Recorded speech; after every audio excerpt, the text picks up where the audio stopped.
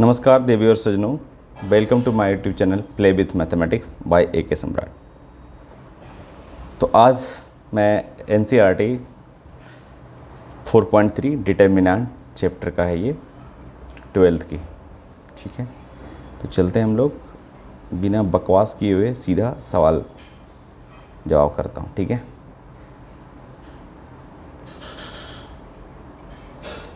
ओहो आइए, बोलता है क्या, राइट माइनर एंड कोफैक्टर। देखिए माइनर कोफैक्टर बहुत इजी है। ठीक है, आप समझिए माइनर कोफैक्टर को। ठीक है, अब देखो माइनर, पहले ये आपको समझना पड़ेगा कि माइनर कोफैक्टर एक्चुअली होता किसका है, डिटर्मिनेंट का किसकी। तो डिटर्मिनेंट का एलिमेंट का होता है। जैसे एक डिटर्मिनेंट आपका ये लिखा हुआ है, तो इसका एलिमेंट इसका माइनर होगा, इसका माइनर होगा, इसका माइनर होगा, इसका माइनर होगा, और इसी का कोफैक्टर, इसी का कोफैक्टर, इसी का कोफैक्टर, इसी का कोफैक्टर, इसका माइनर, इसका माइनर, इसका माइनर, इसका माइनर, इसी का कोफैक्टर, इसी का कोफैक्टर, इसी का कोफैक्टर। तो सबसे पहले तो इस बात को समझना पड़ेगा। कुछ लोग समझते हैं कि अरे माइनर ऑफ, है ना, एलिमेंट लिखा हुआ है, लेकिन अगर कुछ लोग समझते हैं कि चलो माइनर पढ़ा रहे हैं तो पता नहीं डिटर्मिनेंट का माइनर, तो डिटर्मिनेंट का माइनर या कोफैक्टर निकालना है तो उसका एलिमेंट का होता है बेसिकली। तो right minor and cofactor of the elements लिखा हुआ है, elements of the following determinants, of the determinants का एलिमेंट्स का जो कोफैक्टर माइनर निकालना है। ठीक है, तो चलते हैं, बहुत आसान होता है। अब देखिए ऑर्डर अगर देखा जाए डिटर्मिनेंट का तो सिंगल ऑर्डर भी हो सकता है, फर्स्ट ऑर्डर भी हो सकता है। इसमें एक रो एक कॉलम होगा, मान लो ए, तो ये है डिटर्मिनेंट। जो फर्स्ट रो एक ही कॉलम है, इसकी जो वैल्यू होगी वो जो है एज इट इज़ इसकी वैल्यू हो जाएगी। यानी ए है तो ए ही होगा। अगर ये माइनस ए होता तो माइनस ए ही हो जाता। अब इसको मोड अगर पढ़ेंगे, मॉड पढ़ेंगे तो उसका अलग मीनिंग हो जाएगा। सो यहाँ पे मॉड नहीं पढ़ा रहा हूँ मैं, डिटर्मिनेंट की बात कर रहा हूँ। मॉड में तो होता है माइनस भी होता है तो प्लस हो जाता है, लेकिन डिटर्मिनेंट में ऐसा नहीं होता। ओके, तो इतनी बात समझ में आ गई। अब हम चलते हैं सीधा कोफैक्टर। ठीक है, माइनर पे पहले माइनर। अब इसका साइन भी देखो, सबसे पहले साइन भी जानना जरूरी है। तो साइन जो होता है, किसी भी एलिमेंट का साइन भी होता है। हर एलिमेंट का, डिटर्मिनेंट का हर एलिमेंट का अपना एक साइन होता है। ठीक है, और वो साइन किसके बराबर होता है, -1 की पावर i प्लस जे। बिना साइन का आपको फैक्टर नहीं समझ सकते हो। ठीक है, तो ये है साइन ये। अब ये आई क्या है भाई, आई है रो, आई रो को रिप्रेजेंट करता है, जे कॉलम को रिप्रेजेंट करता है। ठीक है, तो जैसे मान लो कि साइन लिखना है एलिमेंट 2 का, साइन ऑफ एलिमेंट 2, तो 2 देखेंगे कि कौन सा रो कौन सा, -1 के पावर 2 कौन सा रो में है, पहली रो पहली कॉलम में है, तो यहाँ पे पहली रो पहली कॉलम हो जाएगा। तो साइन क्या होगा, +1 देना, मैग्नीट्यूड नहीं देना, सिर्फ साइन देना है, राइट। इसी तरह मान लो 4 का साइन लेना है, तो 4 का साइन क्या हो जाएगा बताओ, साइन ऑफ एलिमेंट 4, तो बताइए क्या होगा, -1 के पावर पहली रो दूसरी कॉलम में है। रो कॉलम तो आपको आना चाहिए, पहली रो दूसरी कॉलम, पहली रो दूसरी कॉलम, तो ये ऑड हो जाएगा पावर। तो -1 की पावर ऑड हो जाएगा तो कितना होगा, -1। ठीक है, निगेटिव नहीं। ठीक है,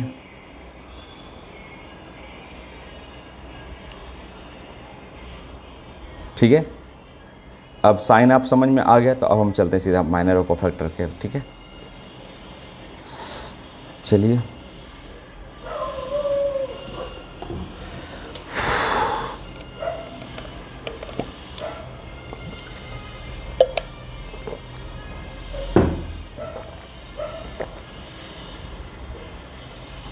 कुछ नहीं है माइनर। देखो माइनर M11, माइनर का मतलब 1 का मतलब क्या है कि ए पहली रो और पहली कॉलम का जो एलिमेंट है।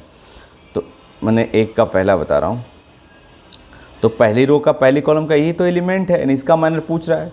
तो जिस रो जिस कॉलम में उसको डिलीट कर दिया, यानी पहली रो पहली कॉलम को डिलीट कर दो, तो आपको जो दिख रहा है प्यारा सा नंबर 3 दिख रहा होगा, तो वो 3 लिख देना है बस। अब इसका डिटर्मिनेंट लगाओ तो 3 का डिटर्मिनेंट भी 3 ही होगा, तो एक सिंगल ऑर्डर में लगाने की जरूरत नहीं है बार बार।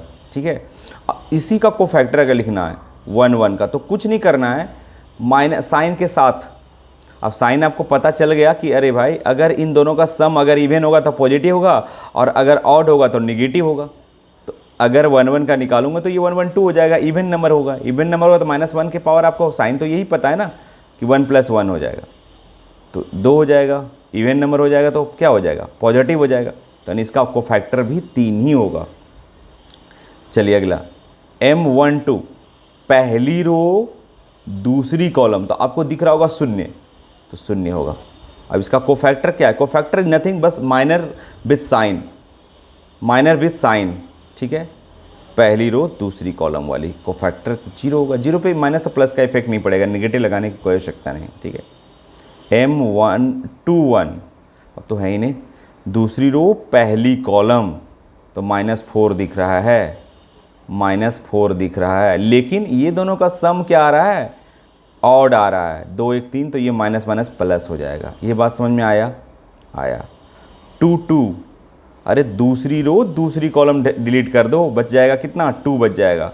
अब ये 2 2 4, यानी इसका कोफैक्टर, माइनर में साइन वाइन नहीं देखना है, कोफैक्टर में सिर्फ देखना है, तो इसका क्या हो जाएगा, 2 ही हो जाएगा, इसका कोफैक्टर भी 2 ही हो जाएगा, ठीक है। और क्या, एक एलिमेंट 2, अच्छा इसका कोफैक्टर नहीं लिखा हूँ, 2 1 का कोफैक्टर नहीं लिखा हूँ, लो C22 का लिख दो ना, सॉरी, ओहो वहीं लिख दिए, माइनर की जगह लिख दिया ना, माइनर तो माइनस ही हो जाएगा, सॉरी माइनर तो माइनस ही होगा, लेकिन कोफैक्टर 1 2 1 का हो जाएगा +4, माइनस माइनस पर, ठीक है। ये हो गया आपका, समझ में आ गया। अब जैसे इसका आइए, इसका दूसरा क्या आइए, है ना, अगर दूसरा क्या करते हैं तो देखिए कि अगर हम लिखते हैं M11, इसमें M11 में कौन सा है, पहली रो पहली कॉलम D दिख रहा है, डिलीट होने के बाद जो दिख रहा है D, ये माइनर हो गया। अगर कोफैक्टर 1 1 का निकालना है तो क्या होगा, बहुत सिंपल है, अरे 1 1 इवन नंबर होगा, D ही हो जाएगा ना, minor with sign, minor with sign और कुछ नहीं होता है, ठीक है। M21 सॉरी 1 2 पहली रो दूसरी कॉलम, कोफैक्टर भी पहली रो दूसरी कॉलम, तो माइनर पहली रो दूसरी कॉलम, पहली रो दूसरी कॉलम, सिर्फ B दिखेगा, B। यहाँ पे साइन का जिक्र नहीं करता हूँ माइनर में, लेकिन कोफैक्टर में मैं जिक्र करता हूँ, ठीक है। तो देखिए ज़रा क्या हो जाएगा, 1 2 3 हो जाएगा, यानी ऑड नंबर हो जाएगा, तो ये -B हो जाएगा, minor with sign, minor with sign बार बार बोल रहा हूँ, ठीक है। M21 दूसरी रो पहली कॉलम, दूसरी रो पहली कॉलम, यानी C हो जाएगा, C हो जाएगा। और इसका कोफैक्टर निकालेंगे तो क्या हो जाएगा बताओ, -C हो जाएगा, चूँकि ऑड नंबर हो जाएगा, ठीक है। M बस हो गया, नहीं 2 2 2 2 A दिखेगा, दूसरी रो दूसरी कॉलम A दिखेगा, कोफैक्टर 2 2 का क्या हो जाएगा, A ही होगा, तो ये हो गया इसका, ठीक है। माइनर कोफैक्टर उम्मीद करता हूँ कि आप समझ गए होंगे, ठीक है। अगर नहीं समझे होंगे तो कमेंट बॉक्स में कमेंट करें, तो मैं समझाऊंगा फिर से दोबारा, हालांकि इसका थ्योरी में भी पढ़ाऊंगा, ठीक है, थ्योरी का सेक्शन देख लेंगे वहाँ पे, यहाँ पे प्रॉब्लम सिर्फ हो रहा है, ठीक है। चलिए नेक्स्ट, दूसरा का क्वेश्चन नंबर 2, देखो अब ये थर्ड ऑर्डर डिटर्मिनेंट आ गई, 3 रो 1 रो 2 रो 3 रो कॉलम 1 2 3, यानी 3 रो 3 कॉलम का, ठीक है। अब सभी का क्या लिखना है, इसका भी वही लिखना है, माइनर कोफैक्टर लिखना है, तो लिखिए M11, पहला लिख दिए, दूसरा का पहला सॉल्यूशन कर रहा हूँ, M11 जल्दी जल्दी अब लिख देंगे हम लोग, कोई दिक्कत ही नहीं होगा, है ना। M11 पहली रो पहली कॉलम, अब ये 4 एलिमेंट दिख रहा होगा, 1 0 0 1, अब ये डिटर्मिनेंट लगाना है, ठीक है। अब ये सेकेंड ऑर्डर का डिटर्मिनेंट मैंने सॉल्व करने के लिए बताया था, this into this minus this into this, ठीक है। तो 1 - 0 दैट इज़ 1 होगा, ठीक है। कोफैक्टर भी लगले निकाल ही लो इसका, 1 1 का क्या होगा, 1 ही होगा, माइनर ही तो लिखना है बस साइन के साथ, तो साइन भी इसका क्या होगा, पॉजिटिव होगा, क्योंकि 1 1 2 है, इवन नंबर अगर इसका जोड़कर आ रहा है रो कॉलम को तो पॉजिटिव होगा, अगर इसका ऑड आ रहा है जोड़कर रो और कॉलम को तो नेगेटिव होगा। ये बात समझ में आया आपको, ठीक है। चलिए तो पहली हो गया, फिर आ जाइए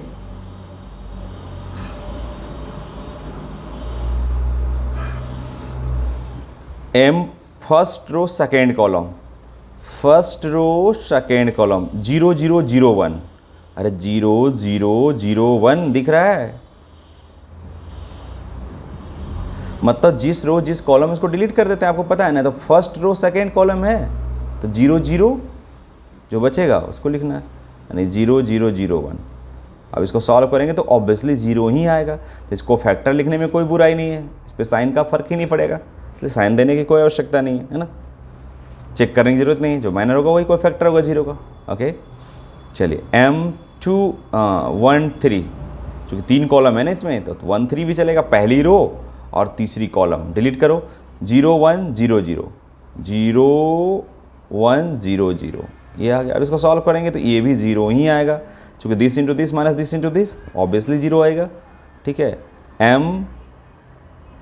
कोफैक्टर इसका 13 का कोफैक्टर भी क्या होगा, जीरो ही होगा, चूँकि साइन का कोई फर्क नहीं पड़ेगा, है ना।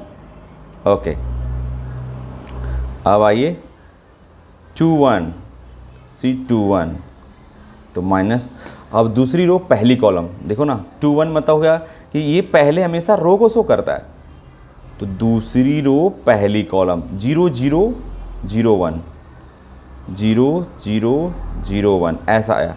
इसका भी अगर निकालेंगे this into this minus this into this obviously zero आ जाएगी इसकी, है ना भाई, तो कोफैक्टर भी क्या होगा, जीरो ही होगा। चलिए M22 दूसरी रो दूसरी कॉलम 1 0 0 1 1 0 0 1 1 0 0 1 है ना, ऐसा है।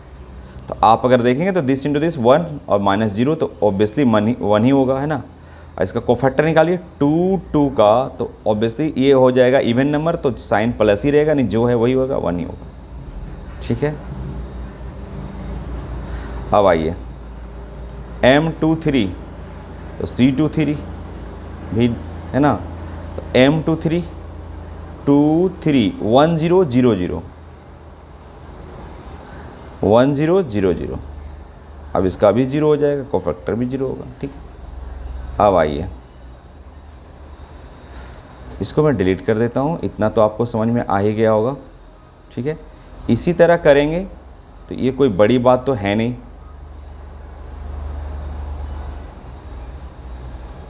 समझ में आ ही गया होगा, बाकी आप खुद कर लेंगे। आई थिंक ये तो कोई सवाल ज़्यादा है नहीं टेंशन वाली। अब ये तीसरी रो की रह गई, कर ही लेता हूँ।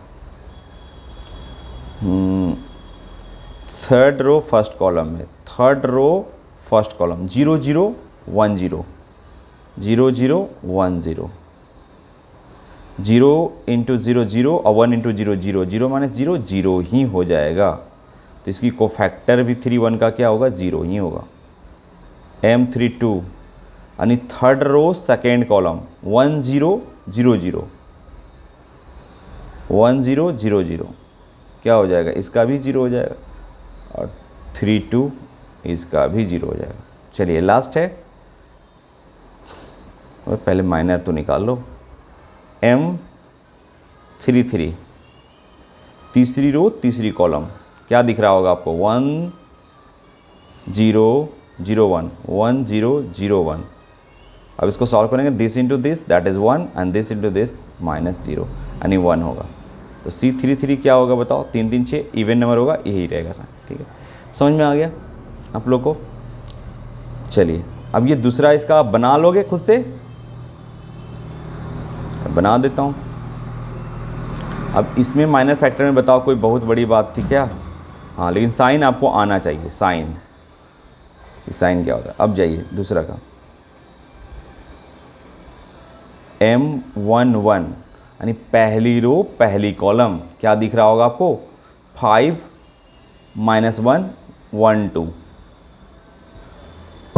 5 -1 1 2 डिटरमिनेंट। अब इसको सॉल्व कर लीजिए, कितना होगा बताओ, 5 2 ज़ा this into this minus this into this 10 minus -1 into 1 -1 यानी फाइनली हो जाएगा 11। अरे माइनस माइनस प्लस होगा ना तो 11 हो जाएगा।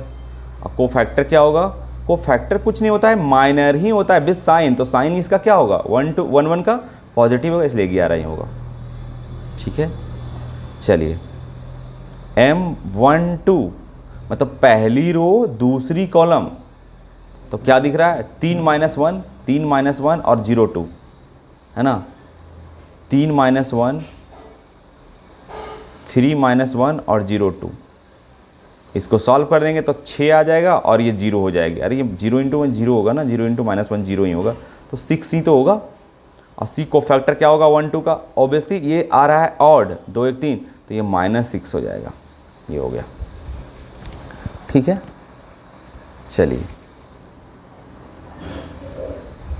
इसको हटाते हैं।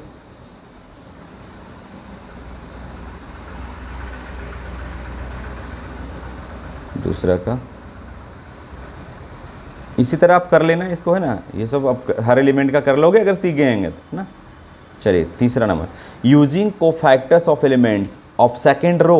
देखो सेकेंड रो और इवेल्युएट डेल्टा, ये डेल्टा दिया हुआ है, मतलब ये डिटरमिनेंट की वैल्यू निकालनी, बस ये सिंपल सी बात है, बोला है आपसे, आपको ज़्यादा कुछ बोला नहीं है। लेकिन किसके यूजिंग कोफैक्टर, एक्चुअली होता क्या है ये बात को समझना पड़ेगा। डिटरमिनेंट का वैल्यू निकालना है तो अगर आप इसके अलॉन्ग एक्सपेंड करेंगे, ये क्या होगा भाई,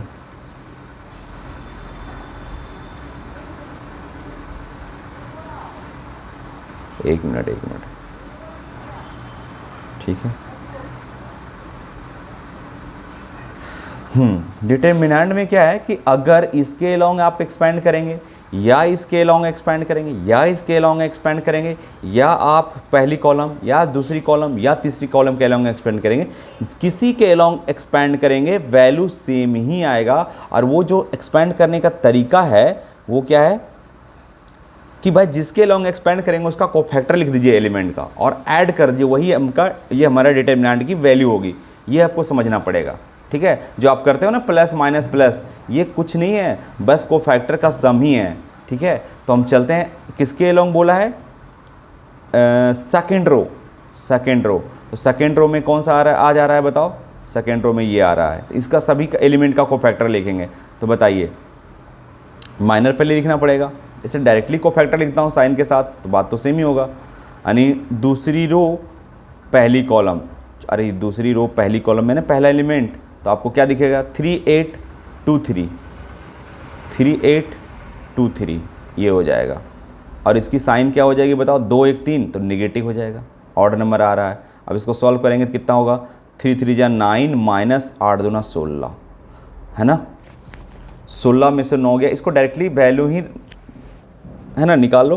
16 में से 9 गई, माइनस की 7 बचेगी लेकिन प्लस 7 हो जाएगी, है ना। चलो अब निकाल लो फिर जीरो का, तो जीरो को निकालने की ज़रूरत ही नहीं, चूँकि नहीं, लेकिन निकाल लो अगर आपको लगता है, चूँकि जीरो जब वैल्यू निकालेंगे तो इसका भी, इसमें भी मल्टीप्लाई करेंगे इसका कोफैक्टर को, ऐसे निकाल लो अगर आपको लगता है तो आप निकालिए। Second row second column, second row second column क्या दिखेगा, 5 8 1 3, 5 8 1 3, 5 8 1 3। अब इसको सॉल्व करें कृपया। 15 माइनस 8 कितना हो जाएगा बताओ, 7। अरे 7 होगा, 7 7 14 1 15, 15 में से 8 गया 7 ही ना, ठीक है। अब निकाल लीजिए 1 का, यानी दूसरी रो तीसरी कॉलम, 3 कॉलम है ना, दूसरी रो तीसरी कॉलम, यानी ये एलिमेंट आ जाएगा 5 3 1 2, 5 3 1 2। अब इसको करिए गुना तो हो जाएगा 10 माइनस 3 बराबर कितना हो जाएगा 7। सारा के सारा 7 ही आया, कोई बात नहीं। अब देखो जो डेल्टा का जो वैल्यू होगा वो हमने क्या करा, सेकेंड रो के अलॉन्ग एक्सपेंड करा, तो सेकेंड रो में सेकेंड रो का इसका कोफैक्टर, इसका कोफैक्टर, इसका कोफैक्टर आया है 7 7 7, लिख दीजिए 7 7 7। और इसके अलॉन्ग जो भी एलिमेंट था वो भी गुना करेंगे, जो वैल्यू निकालेंगे तो इसमें 2 गुना करेंगे। अब प्लस करना है, सभी को जोड़ना ही है, कोफैक्टर को जोड़ना ही है। फिर इसमें 0 है तो 0 गुना करेंगे, फिर प्लस, फिर इसमें 1 है तो 1 गुना करेंगे, बस हो गया। कितना 7 दूना 14 प्लस ये तो 0 हो जाएगी और ये हो जाएगी 7, यानी 14 7 कितना होगा, 7 4 11 यानी 21 हो जाएगा। 21, क्या 21 है आंसर? इसका आंसर क्यों नहीं आ रहा है भाई?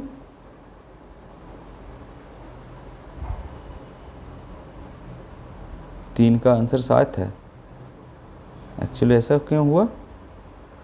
अच्छा सॉरी, यहाँ पे देखेंगे ना, यहाँ पे गलती हो रही है ना, ये माइनस होगी ना, ये तो माइनर हो गया, 10 में से 3 गया 7, लेकिन ये 3 2 5 ये निगेटिव होगा ना, हाँ, और ये 2 2 4 ये पॉजिटिव होगा, इवन नंबर है, ये ऑड है तो ये भी यहाँ पे तो नेगेटिव लगा दिया था, लेकिन इसमें साइन लगाना भूल गया था मैं, ठीक है। तो ये हो जाएगा कितना, -7, तो ये हो जाएगा -7, 14 में से 7 गई, 7 बच जाएगी, ठीक है आंसर। चलिए नेक्स्ट 4 नंबर, क्वेश्चन नंबर 4 देखो।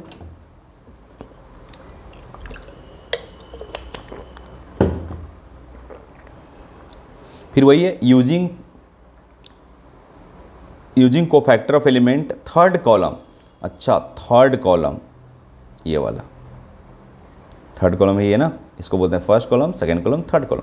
तो थर्ड कॉलम के अलोंग कितना एलिमेंट आ रहा है, यानी इसका हम कोफैक्टर लिखेंगे पहले। सी, थर्ड कॉलम में क्या आ रहा है, पहली रो तीसरी कॉलम, पहली रो तीसरी कॉलम, ये एलिमेंट आया ना, फिर ये एलिमेंट का कोफैक्टर, फिर ये एलिमेंट का कोफैक्टर लिखेंगे पहले। तो ये जो एलिमेंट है कौन सा है, पहली रो थर्ड कॉलम, तो पहली रो थर्ड कॉलम लिखा मैंने। तो पहली रो थर्ड कॉलम आप डिलीट करेंगे तो क्या दिखेगा आपको, 1/1z, 1/1z। अब इसको सॉल्व कर दीजिए तो कितना होगा, z - बाई हो जाएगी, है ना। अब 2 3 1 4, यानी 4 इसका इवन नंबर है तो पॉजिटिव ही होगा, नहीं जो है वही रहेगा।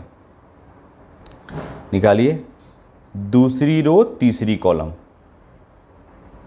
दूसरी रो तीसरी कॉलम, इसका कोफैक्टर निकालिए। तो दूसरी रो तीसरी column 1x 1z, 1x 1z निकालिए, z - x हो जाएगा। और ये 3 2 5 ऑड है तो नेगेटिव लगा दीजिए, यानी इसको लिख सकते हो x - z, ठीक है। फिर 3 3, तीसरी रो तीसरी कॉलम में होगा ना ये एलिमेंट, तीसरी रो तीसरी कॉलम में, ठीक है। तो 1x 1y, 1x और 1y, that is by -x हो जाएगा, ठीक है, बाई -x हो जाएगा। बस अब हो गया। अब डिटर्मिनेंट डेल्टा का जो वैल्यू होगा, यानी इस डिटर्मिनेंट का जो वैल्यू होगा, कोफैक्टर बाई z, इसका कोफैक्टर हमने लाया है, देखो कितना आया है, 13 है ना, z - बाई, अब प्लस फिर zx, वैल्यू में इसको भी रखना है, इसका कोफैक्टर zx का, तो दूसरी रो तीसरी कॉलम में x - z, प्लस वो ऑटोमेटिक साइन आ जाएगा, आपको चिंता करने की ज़रूरत नहीं है, xy इंटू बाई -x। अब इसको सॉल्व कर दो, गुना कर दो, यही हमारा वैल्यू हो जाएगा, है ना। बात समझ में आई, ये हमारा वैल्यू हो जाएगा। अब इसको सॉल्व करना है तो सॉल्व कीजिए।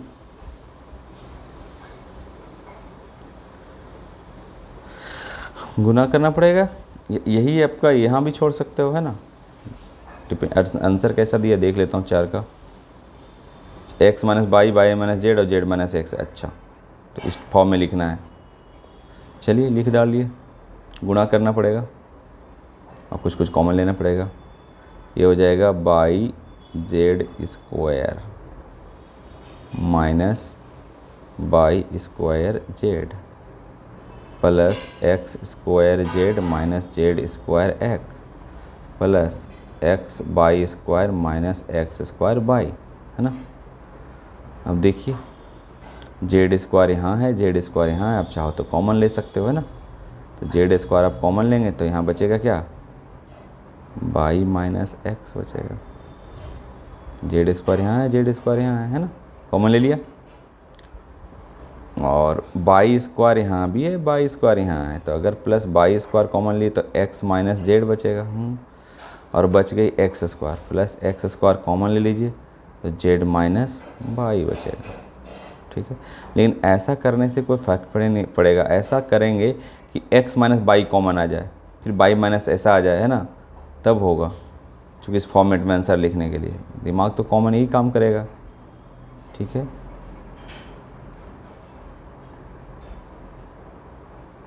जनरली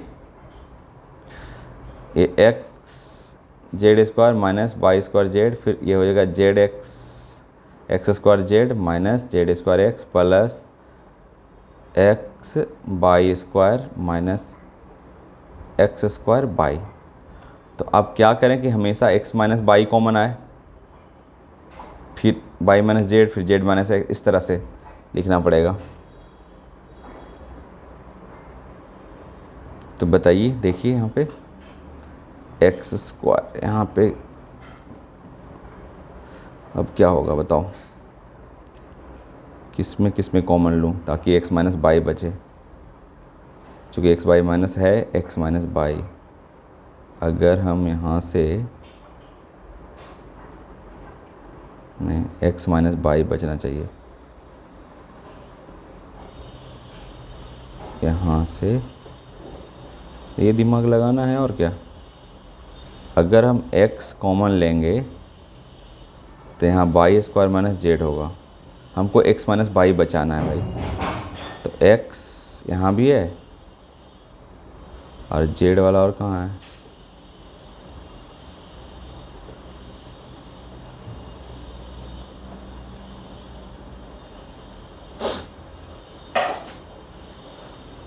ठीक है। तो x अगर यहाँ से x माइनस बाई यानी जेड स्क्वायर और ये बाई स्क्वायर यहाँ पे अगर लूँगा तो इससे भी इससे नहीं होगा। तो यहाँ से अगर लेंगे x तो बाई स्क्वायर माइनस जेड बचेगा, यहाँ से नहीं, यहाँ से ये तो नहीं हो रहा है, इसमें तो हो ही नहीं रहा है।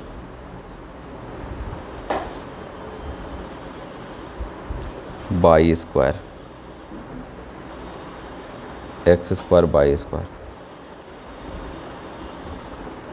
यहाँ से अगर यहाँ लूँगा तो एक्स स्क्वायर बाई स्क्वायर नहीं बचेगा। हाँ, यहाँ से इसके ले लो। देखो ये दोनों कॉमन, अगर जेड कॉमन ले लेंगे तो जेड कॉमन लेंगे तो बचेगा x square minus by square. Very good, ये दोनों से कॉमन लिया। और यहाँ से देखो तो अगर हम जेड स्क्वायर ले लिए, यहाँ से हम जेड स्क्वायर ले लिए तो बचेगा क्या, माइनस ले लेता हूँ ताकि, है ना। अगर माइनस हम जेड स्क्वायर ले लिए कॉमन तो बचेगा क्या बताओ, बाई माइनस एक्स। तो अगर माइनस लिया तो ये माइनस वाली प्लस हो जाएगा ना, एक्स माइनस बाई, ठीक है। अब बच गई ये दोनों में क्या कॉमन है भाई, एक्स बाई कॉमन है। अरे एक्स और बाई कॉमन है ना, एक्स और बाई अगर कॉमन है तो यहाँ बाई माइनस हो जाएगा एक्स, बस आ गया। अब देखो इसको लिख सकते हो x plus by into x minus by into Z minus Z square x minus by. और होता है, सोचना पड़ता है ना, ऐसे रटा रटाया नहीं कि आ गए रट के चलो हटाओ। मैं अगर माइनस यहाँ कॉमन ले लूँ, यहाँ माइनस कॉमन लूँ तो ये भी उल्टा हो जाएगा, यानी एक्स बाई माइनस कॉमन लूँगा तो एक्स माइनस बाई हो जाएगा। अब पूरे में x minus by x minus by x minus by common ले लो, तो एक्स माइनस बाई अगर कॉमन लेंगे तो यहाँ बचेगी कितना बताओ, Z into x plus by, अरे बचेगी ना माइनस जेड का square, x minus by common चली गई, माइनस एक्स बाई। चलो ठीक है, अब इसको तोड़ते हैं, एक्स माइनस बाई और यहाँ हो जाएगा Z X plus Z Y minus Z square minus X Y, है ना। फिर ऐसा करो कि X minus by, by minus Z आना चाहिए, Y minus Z, Y minus Z. अगर यहाँ से जेड लूँगा कॉमन क्या लेंगे, बाई माइनस जेड बचना चाहिए। अगर इससे बाई को हाँ आ जाएगा, इसको इसके साथ ले लो और इसको इसके साथ ले लो, जेड अगर कॉमन लेंगे एक्स माइनस बाई, यहाँ से अगर जेड कॉमन लूँगा इसमें और इसमें से तो जेड कॉमन लूँगा तो क्या बचेगा, यहाँ एक्स माइनस जेड बचेगा जो कि चाहिए। और यहाँ से यहाँ क्या लेता हूँ, बाई कॉमन है तो जेड माइनस एक्स बचेगा। हो गया, आ गया एक्स माइनस बाई और